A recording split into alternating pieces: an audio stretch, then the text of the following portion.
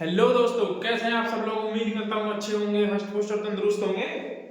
अभी कल ही जो है एआईबी का एग्जाम गया है। जिसने भी दिया हो उम्मीद है अच्छा गया हो। पेपर वैसे जो था इतना टफ आया नहीं था। जिसने पढ़ा होगा ना थोड़ा बहुत तो उसे इजीली जो है बेयरएक्स वगैरह से भी हेल्प मिल गई होगी।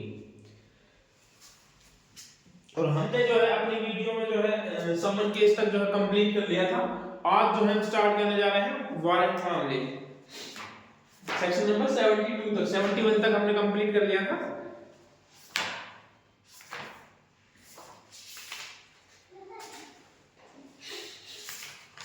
अच्छा, 72 से 83 तक जो है आज हम कवर करेंगे इसको।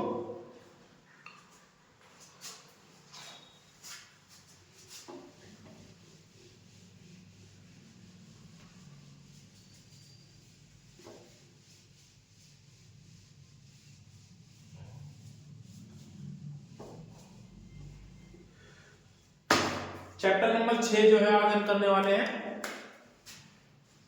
चैप्टर नंबर 6 वारंट को जो है आज हम कवर करेंगे। कहां से कहां तक है? 72 से 83 तक।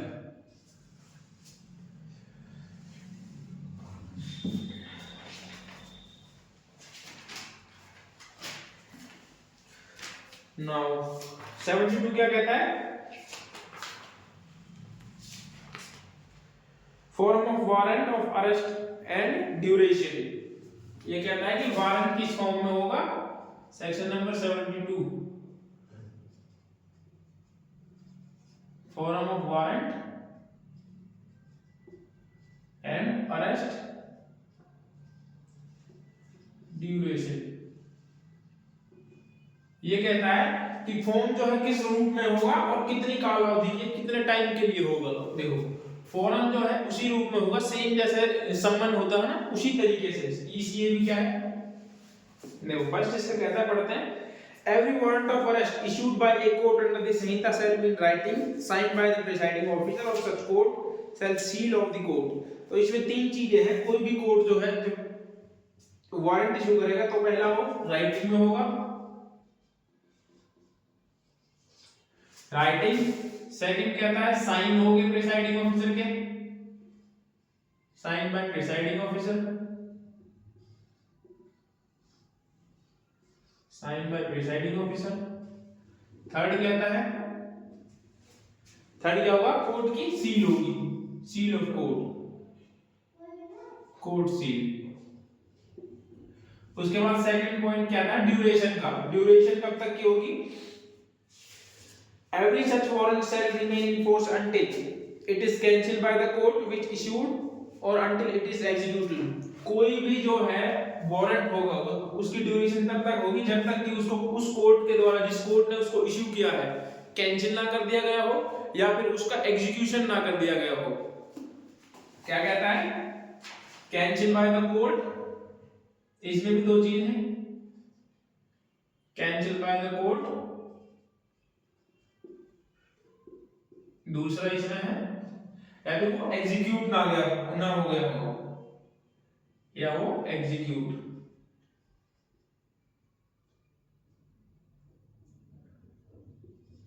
एग्जीक्यूट ना हो गया हो। तो ये बात करता है सेक्शन नंबर 72। अब जो है हम स्टार्ट करेंगे सेक्शन नंबर 73। आगे जो है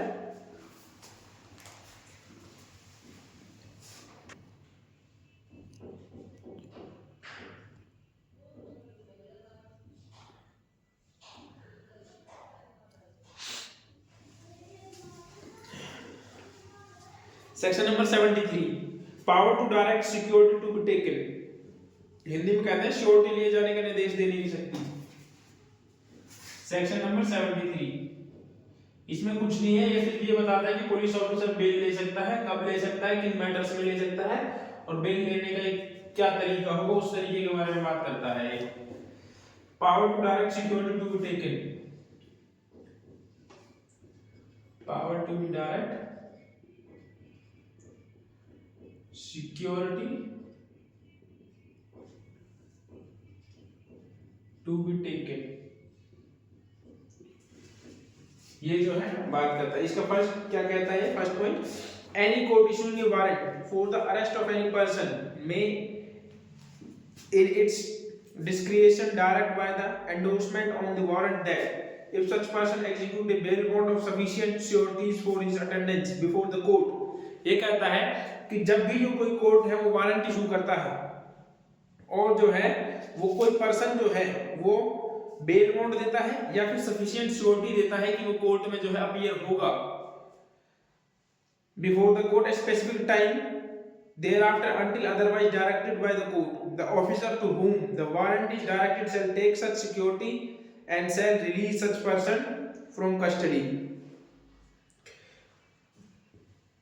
ये कहता है कि जब भी कोई वारंट जो है कोई कोर्ट जो है कोई वारंट इशू करता है और जो जिसके खिलाफ जो वारंट इशू किया गया है वो या तो पर्याप्त सिक्योरिटी दे देता है या फिर जो है वो या फिर जो है बेल बॉन्ड दे देता है, सफिशिएंट सिक्योरिटी या बेल बॉन्ड जब जमा कर देता है कि मैं इस टाइम पर जो है कोर्ट में पेयर हो जाऊंगा तो जो है उसको छोड़ दिया जाएगा, ये कहता है इसका फर्स्ट पॉइंट। उसके बाद कहता है कि एक एंडोर्समेंट सेल स्टेट, एक एंडोर्समेंट पृष्ठांकन जो है तैयार किया जाएगा। उस एंडोर्समेंट में क्या हो, देखो कोर्ट जो है किसी व्यक्ति को कोर्ट ने वारंट इशू करने के बाद जो है कोर्ट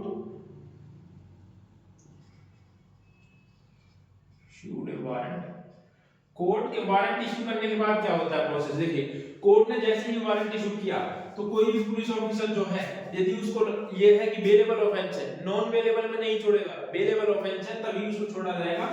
देखिए कोर्ट के वारंट इशू करने के बाद जो है दो कंडीशन है, पहला ये नॉन बेलेबल है तो इसमें तो छोड़ा ही नहीं जाएगा, नॉन बेलेबल एंड बेलेबल। मैं यहाँ पे ऑफेंस की बात कर रहा हूं,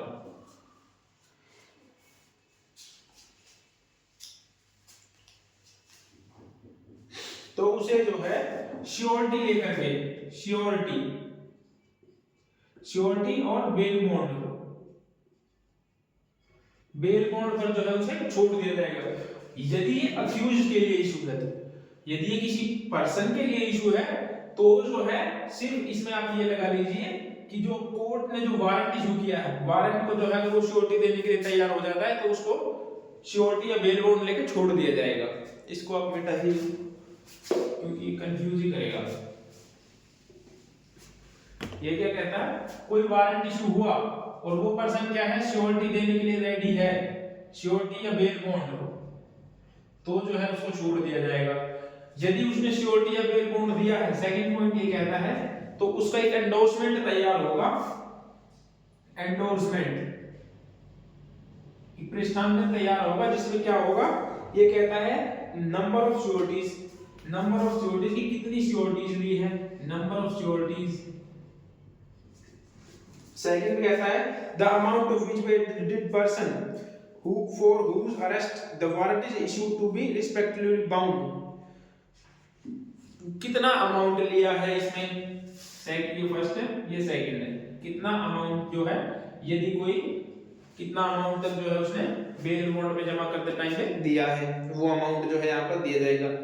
तो उसके बाद कहता है the time at which he is to attend before the court, और जो उसे जो है न्यायालय के समक्ष उपस्थित होने के लिए टाइम बताया जाएगा कि वो किस टाइम पे जो है न्यायालय के समक्ष उपस्थित होगा, टाइम अपीयर इन कोर्ट, उस टाइम पर जो है वो अपीयर होगा। इसमें जो है एंडोर्समेंट में ये सब चीजें लिखी रही होंगी।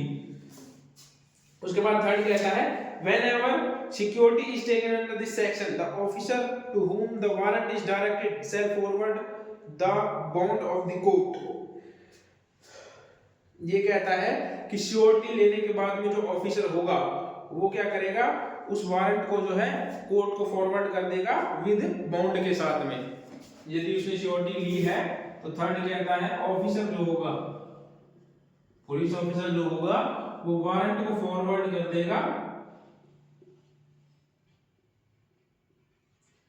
वारंट को फॉरवर्ड कर देगा विद बॉन्ड। तो ये है जो सेक्शन नंबर 73 है। नाउ उसके बाद अब स्टार्ट आ गया सेक्शन नंबर 74, वारंट जो है किसको जारी होंगे,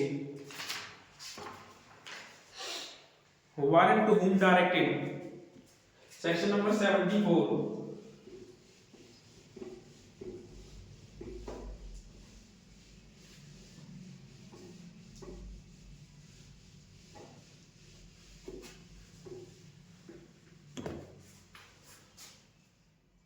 सेक्शन नंबर 74 ये क्या कहता है? ये कहता है कि warrant of arrest shall ordinarily to be directed one or more police officer, but the court issuing such a warrant may immediate execution is necessary and no police officer is immediately available, directed it to any other person or persons, and such person and persons shall execute the same। तो ये कहता है कि ordinary वे में, first कहता है इसका ordinary या जनरली, जनरली जो है सम्मन जो होंगे वो वन और मोर पुलिस ऑफिसर को जो है इश्यू होंगे, पुलिस ऑफिसर को जो है इश्यू होंगे। लेकिन यदि कोर्ट को जो है इमीडिएट किसी का एग्जीक्यूशन करवाना है और पुलिस ऑफिसर जब अवेलेबल नहीं है, no police officer is available, यदि कोई पुलिस ऑफिसर जो है अवेलेबल नहीं है, तब क्या होगा? कोर्ट जो है किसी व्यक्ति को, किसी पर्सन को और पर्सन्स को, एक से ज्यादा व्यक्ति को भी जो है वारंट इशू कर सकती है कि जो है किसी व्यक्ति को अरेस्ट करने के लिए या फिर अपीयर करने के लिए इमीडिएटली। ये कोर्ट जनरली करती नहीं है, लेकिन इसमें पावर दे रखी है यदि कोर्ट को इमीडिएट प्रेजेंस में कोई वारंट एग्जीक्यूट करवाना है और कोई पुलिस ऑफिसर उस टाइम पे अवेलेबल नहीं है, तो किसी व्यक्ति को भी जो है वारंट इशू हो जाएगा। उसके बाद कहता है मैंने warrant is directed to more officer or persons than one, it may be executed by all or by anyone or more then. तो ये कहता है कि जहां एक से ज्यादा व्यक्ति हो या एक व्यक्ति के लिए जो है वारंट निर्दिष्ट किया गया है या वारंट इशू डायरेक्ट किया गया है एक व्यक्ति को, तो जो होगा वो सारे जिनको डायरेक्ट किया गया है वो सारे पर्सन या फिर उनमें से कोई एक जो है उसका एग्जीक्यूट कर सकता है या उनमें से एक के द्वारा जो है करवाया जाएगा। उसके बाद बात करते हैं हम सेक्शन नंबर 75, वारंट में भी directed to any person. Warrant जो है कब किसी भी व्यक्ति को जो है डायरेक्टेड हो सकते हैं। तो अब हम उन कंडीशंस के बारे में पढ़ेंगे जिस कंडीशन में जो है वारंट किसी भी व्यक्ति को जो है निर्दिष्ट हो सकते हैं, डायरेक्ट हो सकते हैं कि आप जो है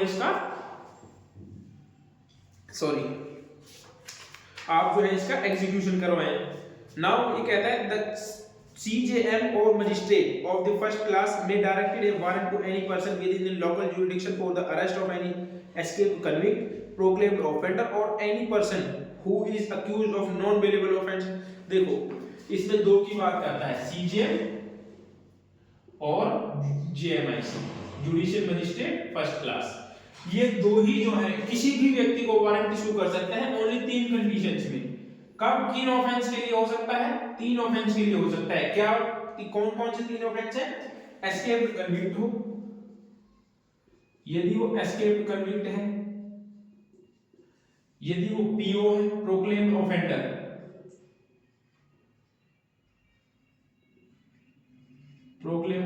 है, तब यदि उसने नॉन बेलेबल ऑफेंस किया है।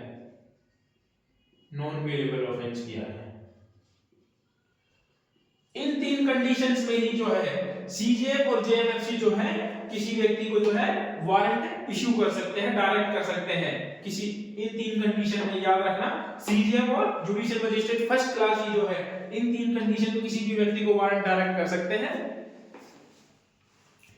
उसके बाद सेकंड पॉइंट कहता है such person shall acknowledge in writing the receipt of the warrant and shall execute if the person for whose arrest it was issued is an or entries on any land or any other property under this charge। ये कहता है कि जिस व्यक्ति को जो व्यक्ति जो है इस वारंट को स्वीकार करेगा कि मैं इसको एग्जीक्यूट करवाऊंगा, वो क्या करेगा? रिटर्न रूप में जो है इसको स्वीकार करेगा। दूसरा ये कहता है रिटर्न में, राइटिंग में जो है उसको एक्नॉलेज करेगा उसको।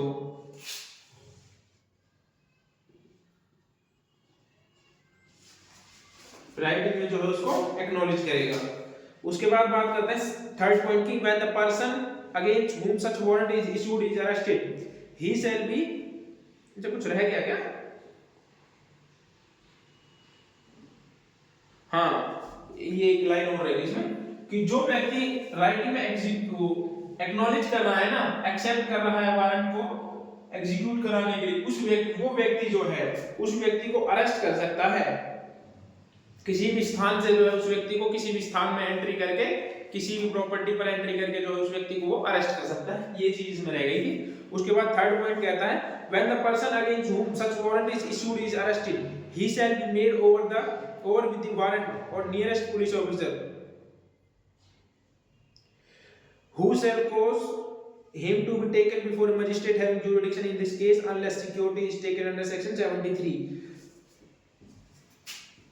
जब वह व्यक्ति जो जिसके खिलाफ वारंट इशू किया गया है वो जो है गिरफ्तार कर लिया जाता है, तब जो है उसे नियरेस्ट जो होगा पुलिस ऑफिसर के समक्ष जो है उसके हवाले कर दिया जाएगा।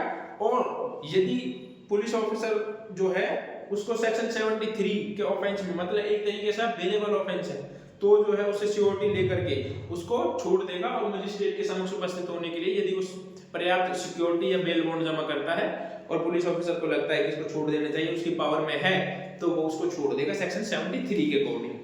तो ये बात करना है सेक्शन 75 का सब क्लॉज 3। नाउ उसके बाद बात करते हैं section number 76, warrant directed to police officer. Warrant जो है कब पुलिस ऑफिसर को डायरेक्ट करे जाएंगे? अरे क्या है,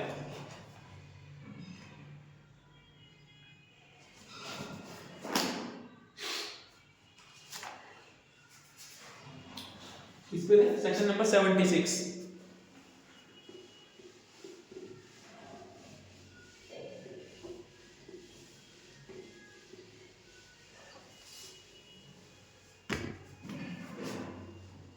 सेक्शन नंबर 76 ये क्या कहता है?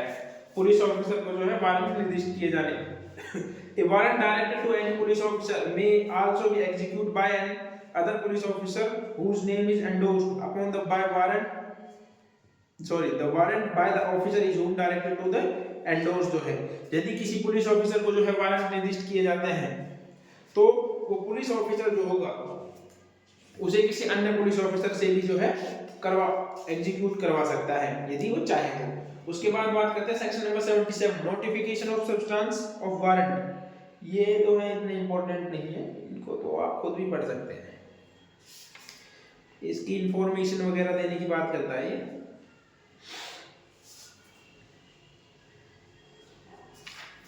उसके बाद 78 जो है person arrested to be brought before court without delay. ये वही बात करता है। तो सेक्शन नंबर 58 कहता है कि 57 कहता है कि विदाउट डिले जो है उसको मजिस्ट्रेट के समक्ष पेश किया जाएगा। तो ये सब वही है इसमें बस एक ये जो इसका प्रोविजन इसमें कहता है कि 24 घंटे की बात करता है, लेकिन इसमें लाने यात्रा के समय लाने और ले जाने का समय जो इसमें इंक्लूड नहीं होगा। तो ये कहता है बस, बाकी यही है कि विदाउट डिले जो है उसको मजिस्ट्रेट के सामने पेश करना होगा, कोर्ट के सामने ले जाना होगा। और जो है प्रोविजन में इसका ये कहता है कि मजिस्ट्रेट के कोर्ट में ले जाते टाइम जितना भी समय लगेगा लाने या ले जाने को वो उस 24 घंटे में इंक्लूड नहीं किया जाएगा। उसके बाद बात करते हैं सेक्शन नंबर 79, वेयर वारंट में बी एग्जीक्यूटेड। वारंट जो है कहाँ एग्जीक्यूट किए जाएंगे? ये कहता है कि वारंट जो है किसी इंडिया के किसी भी प्लेस पर जो है भारत के किसी भी स्थान में जो है वारंट को एग्जीक्यूट किया जा सकता है, ये कहता है सेक्शन नंबर 79। उसके बाद बात करता है section number 80, warrant forward for execution outside jurisdiction. इसको करते हैं।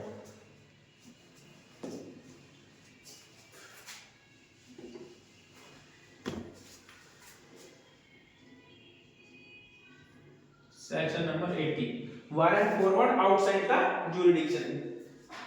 ये क्या कहता है?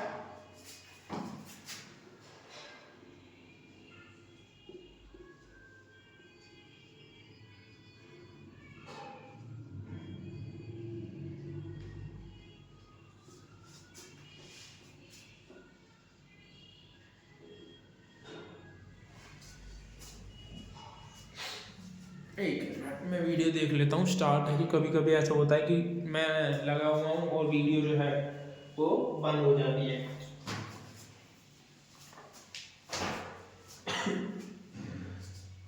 इसका फर्स्ट पॉइंट क्या है, when a warrant is to be execute outside the local jurisdiction of the court issuing it. जब जो है कोर्ट वारंट को जो है उसकी जुरिडिक्शन के बाहर के किसी व्यक्ति के लिए इशू करती है, तब क्या हो, तब उसका कैसे जो है फॉलो अप होता है, कैसे वो एग्जीक्यूट होता है, वो जो बताता है सेक्शन नंबर 80 बताता है।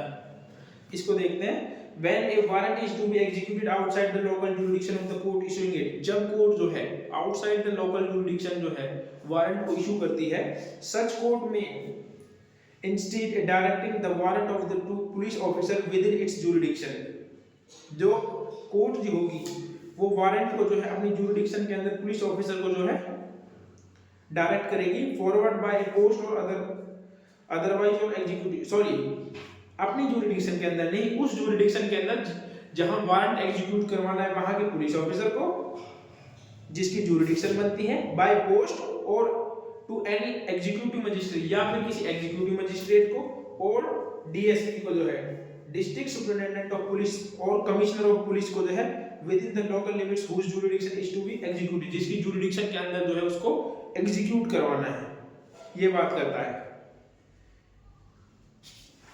ये कहता है, देखो ये कहता है मान लो ए कोर्ट जो है, ए कोर्ट ने, ये कोई कोर्ट है ए नाम की कोर्ट, ठीक है। अब कोई अक्यूज जो है बी कोर्ट में रहता है, बी कोर्ट की जुरिडिक्शन में किसी पर कोई पर्सन रहता है, ठीक, ये पर्सन जो है यहां रहता है, इस कोर्ट की जुरिडिक्शन नहीं है। तो अब ये कोर्ट जो कोई इस व्यक्ति के खिलाफ जो है इसको वारंट इशू करना है, तो ये क्या, ये कोर्ट क्या करेगी, जो ये कोर्ट है ना, ये इस कोर्ट के इसकी जुरिडिक्शन में जो एक पर्सन है, इसकी जो जिस जुरिडिक्शन में रहता है वहां के किसी भी पुलिस ऑफिसर को, एग्जीक्यूटिव मजिस्ट्रेट को, डीएसपी, सॉरी एसपी है ना, डीएसपी को या फिर इसमें कमिश्नर ऑफ पुलिस को, या फिर कमिश्नर ऑफ पुलिस को, कमिश्नर ऑफ पुलिस, इन चार को जो है ये कोर्ट जो है इस वारंट को डायरेक्ट कर देगी कि ये जो चार है इनको police officer, executive magistrate, DSP और कमिश्नर ऑफ पुलिस को जो है इस वारंट को जो है डायरेक्ट कर देगी। उसके बाद ये क्या कहता है, जिसकी लोकल जुरिडिक्शन के अंदर ये व्यक्ति रहता है ना, उसके पुलिस ऑफिसर को, एग्जीक्यूटिव मजिस्ट्रेट, डीएसपी को, ठीक है। उसके बाद ये कहता है द एग्जीक्यूटिव मजिस्ट्रेट और डीएसपी और commissioner shall endorse his name thereon and if it is practicable cause to be executed in the manner here before provided। तो यही कहता है कि जो डीएम होगा, एग्जीक्यूटिव मजिस्ट्रेट जो होगा या एसपी होगा, कमिश्नर होगा, ये जो है उस पर जो है अपना साइन कर देंगे, नाम लिख देंगे और जो है उसको एग्जीक्यूट करवाएंगे जैसा इसमें नीचे दे रखा है। तो आगे बढ़ते हैं, क्या दे रखा है, the court issuing A warrant under subsection 1, जब कोर्ट ने जो है सबसेक्शन 1 के तहत जो है इनको वारंट डायरेक्ट कर दिया है, उसके बाद क्या है, shall forward along with the warrant the substance of the information against the person to be arrested together with such document if any may sufficient is enabled to court acting under section 83 to decide whether bail should or should not be granted to the person। तो ये क्या कहता है, ये कहता है कि जो ये व्यक्ति है जिसके खिलाफ जो वारंट जो ये इशू किया गया है, तो ये जो है उसका एग्जीक्यूट करा करके, यदि कोई डॉक्यूमेंट है तो उन डॉक्यूमेंट के साथ में सफिशिएंट जो है तो उसको जो है 83, जैसे मान लीजिए इस पर्सन को जो है वारंट जो है इसको इशू हुए, तो अब जो ये पर्सन है ना डायरेक्ट इस कोर्ट की जुरिडिक्शन में अपीयर नहीं होगा, ये यहां से इसको अरेस्ट करेंगे, इन्होंने यहां से अरेस्ट करके इस कोर्ट की जुरिडिक्शन में, ये जो भी कोर्ट होगा, जो भी कोर्ट है इस कोर्ट में पहले इसको अपीयर करेंगे, बी कोर्ट में पहले इसको अपीयर करेंगे। यदि इस कोर्ट को ऐसा लगता है कि इसको बेल देनी चाहिए तो इसको जो है वो बेल ग्रांट कर सकता है, यदि इसको लगता है कि नहीं इसको बेल नहीं देनी चाहिए तो जो है ये इसको बेल नहीं देगा। और यदि इसको बेल देती है तो इसे इस कोर्ट में अपीयर होने के लिए बोलेगा, और यदि बेल नहीं दी है तो जो है इसे इस कोर्ट के सामने जो है पेश कर दिया जाएगा। तो दोनों ही कंडीशन कोर्ट चाहे तो बेल दे सकती है और चाहे तो नहीं भी दे सकती, बट इसको अरेस्ट करने के बाद जो है पहले इस कोर्ट की ज्यूरिडिक्शन के अंदर जो है इसको पेश करना पड़ेगा, जिस ज्यूरिडिक्शन के अंदर ये रहता है। उसके बाद जो है इसको उस कोर्ट में लाया जाएगा जिस कोर्ट ने इसके खिलाफ जो है वारंट इशू किया था। तो ये यही बात करता है। उसके बाद बात करता है सेक्शन नंबर 81। इसको याद रखिएगा, इसमें पूछ लेते हैं कि किसको जो है सेक्शन 80 के तहत ये कोर्ट जो है किसको डायरेक्ट करती है, police officer, executive magistrate, DSP और कमिश्नर ऑफ पुलिस को जो है निर्दिष्ट करती है।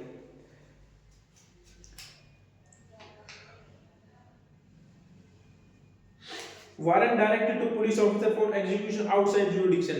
अब ये कहती है कि वारंट जो है पुलिस ऑफिसर को डायरेक्ट करना जब आउटसाइड द ज्यूरिडिक्शन जो है अक्यूज रहता है। जैसे मान लो आउटसाइड, ये क्या कहता है 81 क्या कहता है, 81 कहता है देखो अभी यहाँ पे इस कोर्ट ने जो है उस कोर्ट के ऑफिसर को उस ऑफिसर को जो है वारंट इशू किया था, वारंट डायरेक्ट किया था जिसकी ज्यूरिडिक्शन के अंदर जो है ये पर्सन रहता है, अरेस्ट जो अक्यूज है वो रहता है। अब ये क्या कहता है, ये कहता है कि कोर्ट जो है अपनी ही ज्यूरिडिक्शन के अंदर के किसी पुलिस ऑफिसर को जो है वारंट को डायरेक्ट कर देगी जबकि वारंट जो है आउटसाइड जो है ज्यूरिडिक्शन एग्जीक्यूट होना हो। उस कंडीशन में क्या होगा, उस कंडीशन में जो है आगे देखते हैं। ये कहता है when a warrant directed to a police officer is to be execute beyond the local jurisdiction of court issuing the same.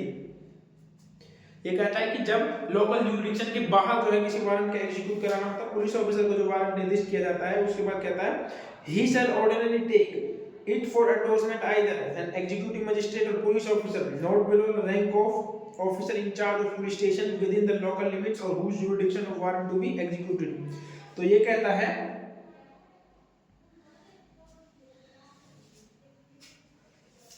जैसे मान लो कोर्ट, सॉरी इसको पहले मिटा देते हैं, इसकी डेफिनेशन लिखते हैं। Warrant directed to police officer,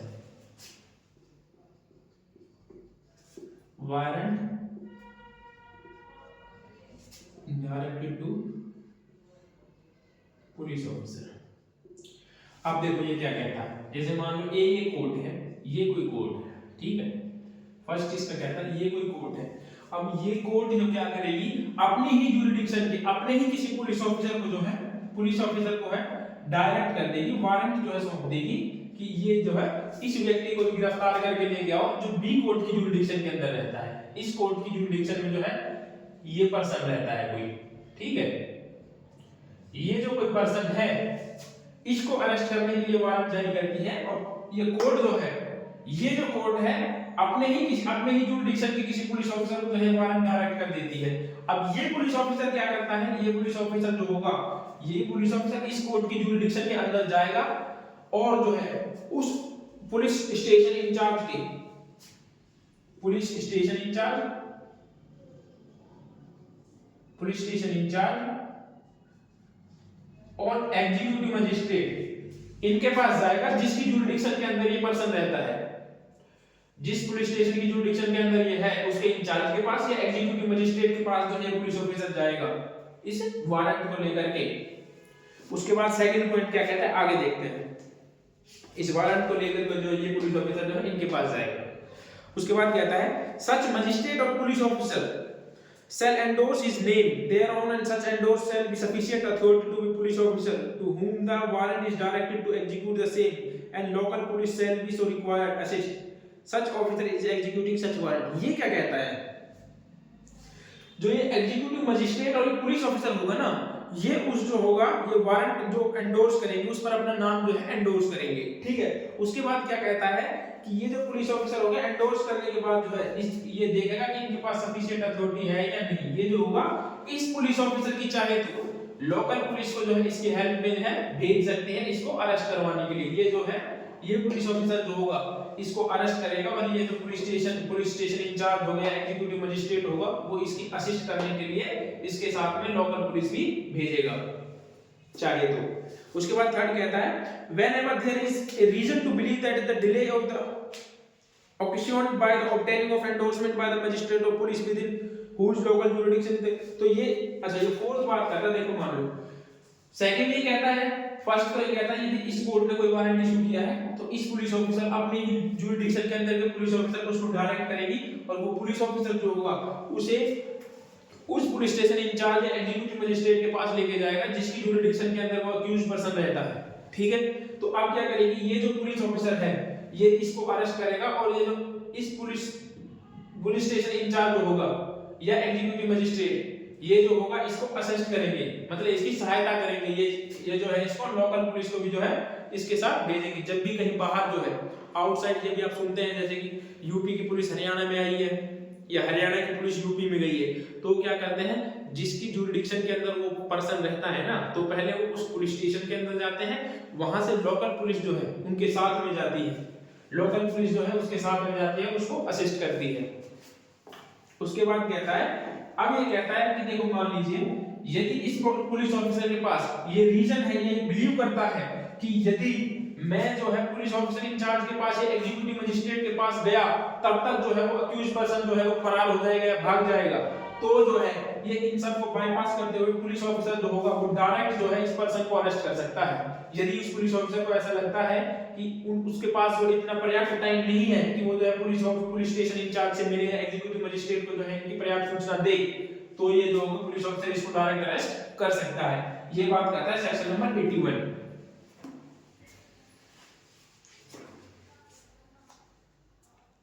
अब कहता है प्रोसीजर बाय मजिस्ट्रेट बिफोर हुम such person arrested is brought. ये कहता है कि उस मजिस्ट्रेट के द्वारा प्रोसीजर क्या होगा जिसके सामने जो है ऐसे व्यक्ति को लाया जाता है। आप जैसे मान लो 83 क्या कहता है, इस पर्सन को इस पुलिस स्टेशन इंचार्ज ने या एग्जीक्यूटिव मजिस्ट्रेट ने अरेस्ट कर लिया। ठीक है, चलो एक मिनट इसको मिटा देते हैं।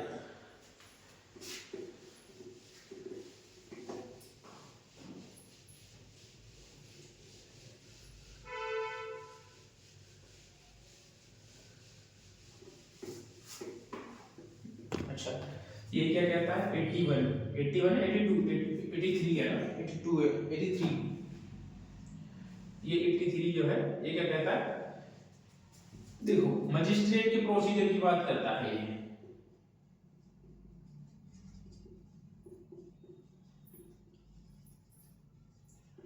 मजिस्ट्रेट जो है क्या प्रोसीजर क्या होगा उसका प्रोसीजर, देखिए क्या कहता है, द एग्जीक्यूटिव मजिस्ट्रेट और डीएसपी और commissioner of police shall if the person arrested appears to be person intended by the court such issued a warrant directed to removal in custody to such court। देखो अब जो है हमने 82 और 80 में जो है 82 और 80 और 81 और 82 में जो हमने पढ़ा था। अब देखिए मान लीजिए एक कोर्ट ने वारंट किया इशू, एक कोर्ट ने एक वारंट इशू किया, ठीक है, कि जो बी की जुरिडिक्शन में रहता है, बी कोर्ट की जुरिडिक्शन में सी नाम के पर्सन को, सी पर्सन को जो है अरेस्ट किया जाएगा।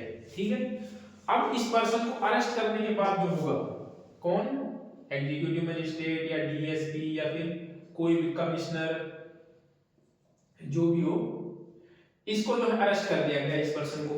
तो अब ये कहता है कि इस पर्सन को जो है अरेस्ट करने के बाद इस कोर्ट की जुरिडिक्शन में जो है पेश किया जाएगा। फर्स्ट ऑफ ऑल इस कोर्ट में जाएगा, ठीक है, इस कोर्ट में जाने के बाद जो है यदि इस कोर्ट के मजिस्ट्रेट को ऐसा लगता है कि इसको जो है डायरेक्ट उसी कोर्ट में भेज देना चाहिए जिससे वारंट इशू हुआ है, तो ये उस कोर्ट को जो है उस कोर्ट की कस्टडी में जो है इस पर्सन को भेज देगा। उसके बाद सेकंड पॉइंट इसका कहता है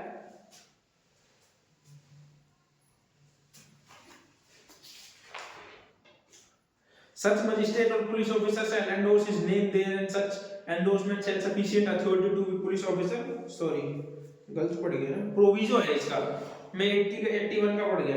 प्रोविजो क्या कहता है इसका, provided that if the offense is bailable and such person is ready to willing to give bail bond and certification of such magistrate DSP or commissioner or direction has been endorsed under section 73 of warrant and such person is ready to willingly given security magistrate DSP commissioner shall taken bail bond security की। अच्छा अब ये क्या कहता है, ये section 73 की बात करता है। मान लीजिए जो वारंट है, ठीक है, ये क्या कहता है, फर्स्ट क्लॉज ये कहता है कि ये जो है इसको यहाँ पे भेज देगा कस्टडी में। इसका प्रोविजो कहता है कि यदि मान लो ऑफेंस जो है वारंट में ऑफेंस जो है वो बेलेबल है, वारंट जो है वो बेलेबल है, तो ये जो कोर्ट होगा ना वो उसको बेल पर भी छोड़ सकता है, ये जो है बेल पर छोड़ देगा और ये श्योर करेगा कि ये जो है इस कोर्ट में अपीयर हो, और ये जो श्योरिटी वगैरह देने को राजी हो जाता है, यदि बेल बॉन्ड वगैरह देता है तो उसको जो है बेल पर छोड़ दे जाएगा यदि बेलेबल ऑफेंस है तो। वही प्रोविजन सेम जो है सेक्शन 73 का जो है, यदि कमिश्नर डीएसपी या एग्जीक्यूटिव मजिस्ट्रेट को ऐसा लगता है कि इसको बॉन्ड ले बेल बॉन्ड या श्योरिटी लेकर के जो है छोड़ देना चाहिए, तो जो है ये इसको छोड़ देगा और एक एंडोर्स तैयार कर लेगा। सेक्शन 73 में जो है पढ़ के आए हैं अभी, सेक्शन 73 में एंडोर्स में जैसे कि उसका नेम लिख देगा, नंबर ऑफ श्योरिटी, अमाउंट कितना है, किस डेट को किस कोर्ट में अपीयर होना है, तो वो सब जो होगा उस एंडोर्समेंट में लिखा होगा अगर सेक्शन 73 में छोड़ा जाता है तो। अगर उसको बेल पर छोड़ा जाता है तो कोर्ट जो है उसको वहां अपीयर होने के लिए बोल देगी और जो है श्योरिटी ले लेगी, श्योरिटी लेकर के उसको अपीयर होने के लिए बोल देगी। उसके बाद दूसरा प्रोविजन इसका ये कहता है, provided further that if the offence is non bailable, यदि नॉन बेलेबल ऑफेंस है, it shall be lawful for the CGM of the session जज of the district in which arrest is made or consideration of the information of such documents referred in subsection 2 of 80 to release such person on bail। अच्छा ये क्या कहता है कि यदि किसी व्यक्ति ने जो है नॉन बेलेबल ऑफेंस भी किया है तो भी जो है सीजीएम जो होगा subject to the provision of the section 480, ये क्या कहता है, सीजीएम जो होगा और या कोई सेशन जज है,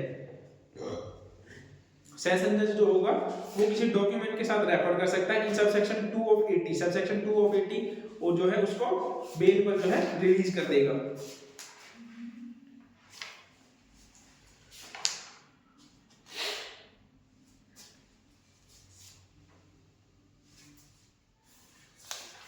उसके बाद इसका सबसेक्शन 3 क्या कहता है, nothing in this section shall be deemed to prevent a police officer from taking security. इस दो सेक्शन की कोई भी बात है ये यही कहता है कि पुलिस ऑफिसर को बार नहीं करेगी कि यदि जो है सेक्शन 73 में श्योरिटी लेने से या उसको बेल पर छोड़ने से। तो जो ये जो वारंट का है, ये वारंट जो है आज कंप्लीट हो गया है। अब जो है इसके बाद जो चालू होता है वो प्रोक्लेमेशन एंड अटैचमेंट है, प्रोक्लेमेशन एंड अटैचमेंट जिसको हम पीओ बोल रहे थे।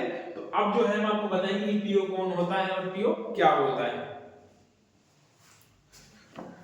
वीडियो तो एक बार मैं देख लेता हूँ, वीडियो प्रॉपर चालू है। आज यदि टाइम होता है तो आज जो है हम इसको कर लेंगे, देखते हैं जितना होता है उतना करते हैं।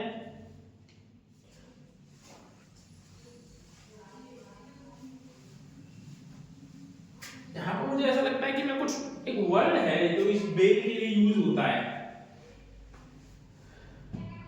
कुछ है जो रिकॉल नहीं कर रहा दिमाग, क्या वर्ड है वो।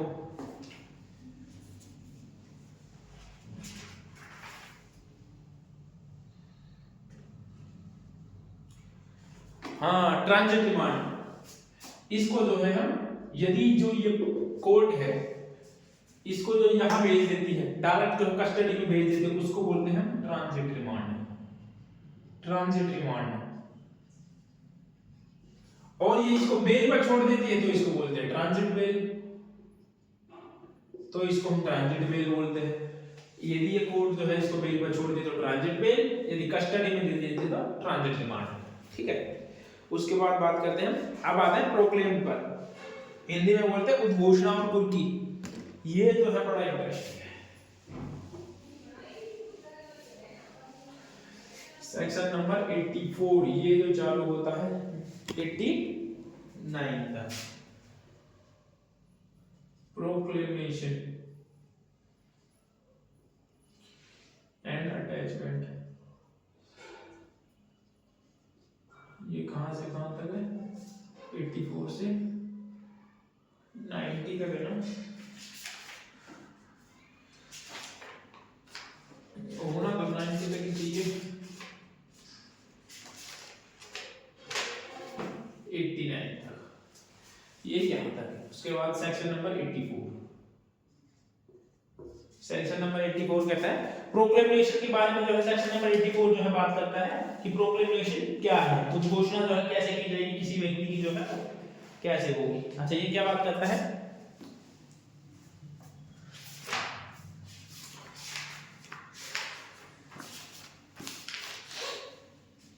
प्रोक्लेमेशन फॉर पर्सन एब्सकॉन्डिंग, फरार व्यक्ति की जो है उद्घोषणा या प्रोक्लेमेशन की बात करता है। ये कहता है if any court has reason to believe that any person against whom a warrant has been issued by it is abscond or concealing himself that such person warrant cannot be executed, such court may publish a written proclamation requiring him appear to some specific place and at specific time not less than 30 years from the publishing of the such proclamation।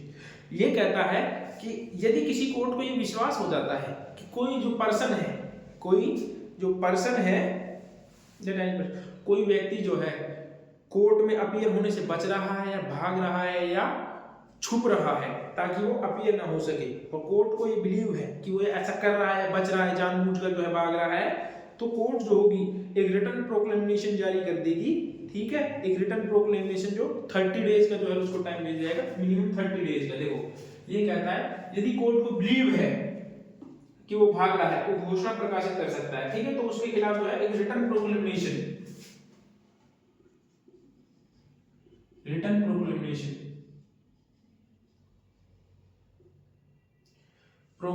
जो है court issue कर देगी, लेकिन उसको जो है ये कहता है 30 डेज का टाइम दिया जाएगा। ये रिटन प्रोक्लेमेशन जो होगी ना वो 30 डेज तक जारी रहेगी, उसके बाद ही जो है किसी व्यक्ति को पीओ डिक्लेयर किया जाएगा। यदि कोई व्यक्ति 30 डेज तक जो है अपीयर नहीं होता है कोर्ट में, वारंट से भागता है, तो जो है उसको पीओ डिक्लेयर कर दिया जाएगा उसके बाद में, लेकिन 30 दिन का टाइम जो है उसके लिए रिक्वायर्ड है। अब बात करता है कि प्रोक्लेमेशन शैल बी पब्लिश्ड। एक तरीके से ये लगा लो कि प्रोक्लेमेशन कैसे होगा, कोई व्यक्ति जो है पीओ कैसे होगा, पीओ कैसे, एक तरीके से ये लगा लो आप। ठीक है, कैसे। अब हम बात करते हैं कि कैसे होगा। देखो जब भी कोई व्यक्ति पीओ होता है ना, it shall be publicly read in some conspicuous place of the town और village in such person is ordinary reside. जहां वो व्यक्ति रहता है ना, जिस गांव या शहर में रहता है, उस एरिया में जो है पब्लिकली जो है अनाउंस किया जाएगा कि इस व्यक्ति को जो है पीओ डिक्लेयर किया जा रहा है, या इस व्यक्ति को जो है फला दिन फला कोर्ट में अपीयर होना है। यदि वो अपीयर नहीं होता है तो उसको जो है उद्घोषित अपराधी या फिर पीओ डिक्लेयर कर दिया जाएगा, ये कहता है।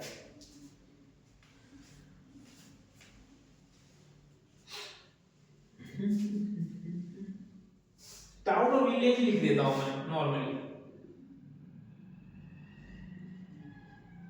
टाउन और विलेज। विलेज में जो है एक अच्छा खासा वारंट आता है, उसको पढ़कर सुनाया जाएगा कि इस व्यक्ति को जो है इस कोर्ट में इस दिन अपीयर होना है। यदि वो अपीयर नहीं होता है तो उसको जो है पीओ डिक्लेयर कर दिया जाएगा। ये कहता है फर्स्ट किसी भी गांव या विलेज में। ठीक है, उसके बाद दूसरा कहता है जहां पर वो रहता है, ये याद रखना, इन रिसाइडिंग। उसके बाद दूसरा कहता है it shall be appear in the conspicuous part, एक कॉपी जो होगी जहां पर वो रहता है। दूसरा कहता है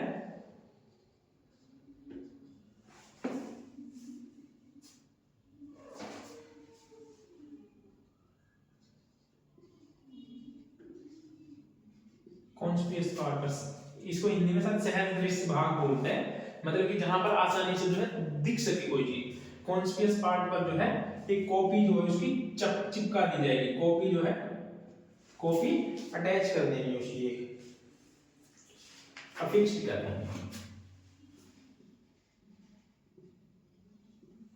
जो है जहां पर वो रहता है वहां के जो है घर पर, घर के दरवाजे के बाहर जो है कॉपी लगा देंगे, या फिर किसी भी ऐसे पार्ट पर जहां पर आने जाने वाला व्यक्ति जो है आसानी से उस चीज को देख सके, वहां पर उस जो है कॉपी चिपका दी जाएगी। उसके बाद कहता है कि एक कॉपी जो होगी कोर्ट हाउस में जो है, एक कॉपी उसकी कोर्ट हाउस में जो है चिपकाएगी, कोर्ट हाउस में भी एक कॉपी होगी जो लगा दी जाएगी। उसके बाद दूसरा कहता है इसका कोर्ट में also it think fit directly to copy of the proclamation publish in the newspaper. यदि कोर्ट ठीक समझता है, कोर्ट यदि ठीक समझता है तो वो जो होगा लोकल न्यूज़पेपर में भी जो है छपवा सकता है, लोकल न्यूज़पेपर में भी जो है उसको छपवा करके पीओ डिक्लेयर कर दिया जाएगा। तो इस तरीके से जो है पीओ की जो है प्रोसीडिंग्स होती है टोटल। ठीक है, गांव या विलेज में जहां पर वो रहता है वहां पर एक किसी भी नंबरदार या पटवारी को लेकर के या फिर कोई भी मेंबर जो है वो जो होगा गांव में जा करके जो पढ़कर सुना देगा कि इस व्यक्ति को इतनी तारीख को फलां दिन जो है फलां कोर्ट में जो है प्रेजेंट होना है। और जो है एक कॉपी जो है यदि वो फिर भी एक कॉपी जो है उसके घर के किसी पार्ट पर या फिर जहां पर वो रहता है या फिर काम करता है वहां पर एक कॉपी जो होगी उस वारंट की जो होगी या प्रोक्लेमेशन की जो होगी रिटन प्रोक्लेमेशन होगी उसकी, सॉरी वारंट की नहीं, रिटन प्रोक्लेमेशन की जो होगी एक कॉपी जो होगी वो उस कोर्ट के जो है कॉन्स्टिट्यूएंट पार्ट पर लगा दी जाएगी या फिर कोर्ट चाहे तो लोकल न्यूज़पेपर में भी जो है छपवा सकती है। उसके बाद ही कोई व्यक्ति जो है पीओ डिक्लेयर होगा। उसके बाद कहता है statement in writing by the court issuing the proclamation to effect that the proclamation was duly published on a specific day in the manner specified in clause 1 of subsection 2 shall the conclusive evidence that this requirement for the section have been complied with that the proclamation was published on that day। ये कहता है कि यदि जो 2 का 1 है ना, जो मैंने अभी ये बताया है 2 के 1 में ये करवाने के बाद जो होगा ये इतने साक्ष्य के लिए पर्याप्त होगा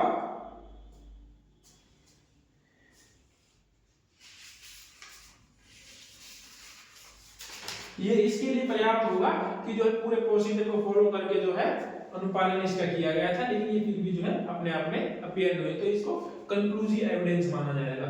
ठीक है, ये कंक्लूसिव एविडेंस होगा अपने आप में यदि इस प्रोसीडिंग को पूरा कर दिया है ना, यदि ये सब करवा दिया है तब किसी व्यक्ति को पीओ डिक्लेयर किया जाए तो कोर्ट ये जो है कंक्लूसिव एविडेंस है अपने आप में कि ये जो है अपीयर ही है तो इसको पीओ डिक्लेयर कर दिया है। उसके बाद फोर्थ कहता है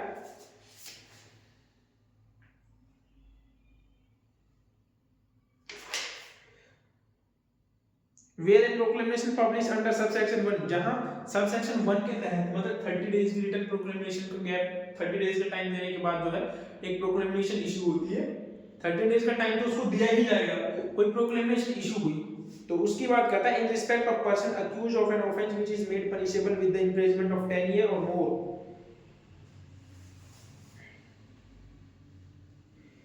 10 year or more imprisonment of life or with death under this Samhita or any other law for the time being in force and such person fail to appear at specific place and time required by the proclamation that the court may after making such inquiry at think fit pronunciation in proclaimed offender and make declaration of the effect। यदि जो है कोई fourth कहता है यदि कोई ऐसा person है अक्यूज्ड पर्सन जो है यदि कोई अक्यूज्ड जो है जिसने कितने साल का 10 ईयर और प्लस का ऑफेंस किया है 10 ईयर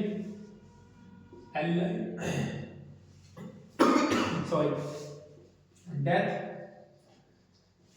उसने ये ऑफेंस किए हैं तभी जो है वो व्यक्ति जो होगा पीओ होगा, प्रोक्लेम्ड ऑफेंडर।